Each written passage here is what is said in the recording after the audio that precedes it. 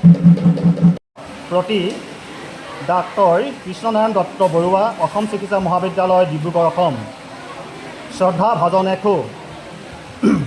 জয় Jayate চিৰিংগাঁও railway colony নামঘৰ উন্নয়ন সমিতি, চিৰিংগাঁও railway কলনীবাসী আৰু উপকণ্ঠ অঞ্চলৰ ৰাইজৰ তৰফৰ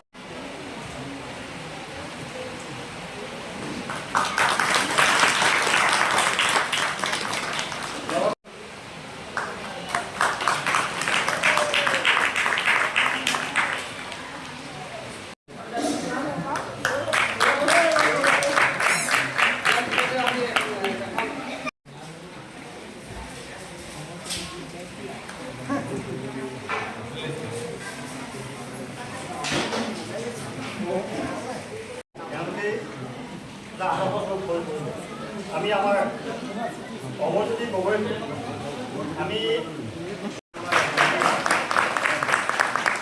আশা কৰিম অদূৰ ভৱিষ্যতে এনে ব্যক্তি আমাৰ মাজত বহুত ন উদ্ভুত হওক, উৎসাহিত হওক, প্ৰেৰণা পাওক।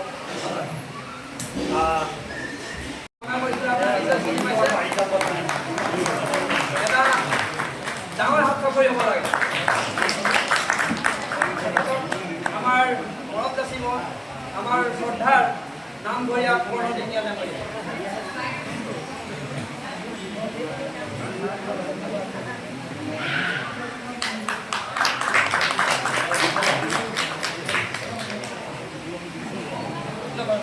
দেখিছেনে এইবোৰ শিশুক আমি এনেকৈ ধৰণৰ শিকাব লাগে। নমস্কাৰ তেওঁক কৰিবলৈ শিকা নাই, আমি যিহেতু ডাঙৰবিলাকে কৰি আছো কাৰণে অকণমানি যদিও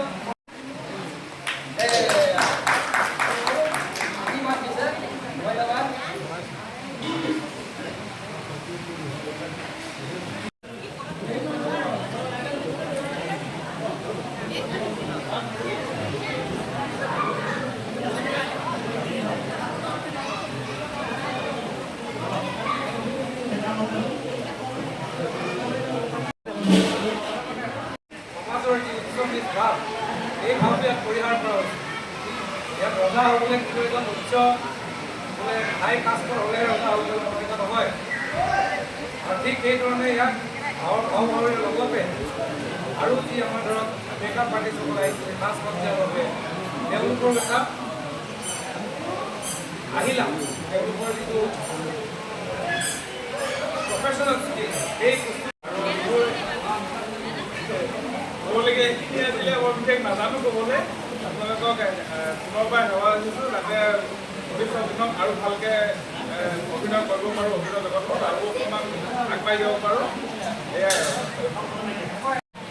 গত বছৰৰ দৰে এইবাৰো আমি যেনেকৈ আমি আৰম্ভ কৰিছিলোঁ আৰু আপোনালোকৰ সহায় সহযোগিতা পাই আমি সঁচাকৈ নথৈ আনন্দিত হৈছোঁ।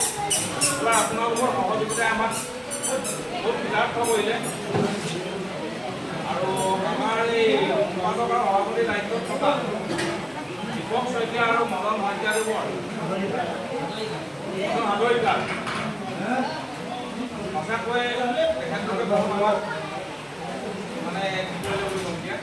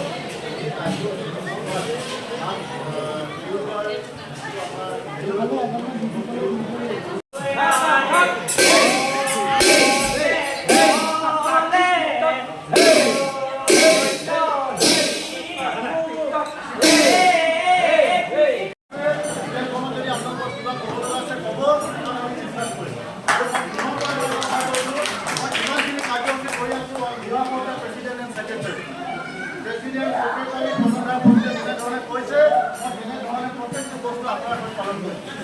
এয়া আমাৰ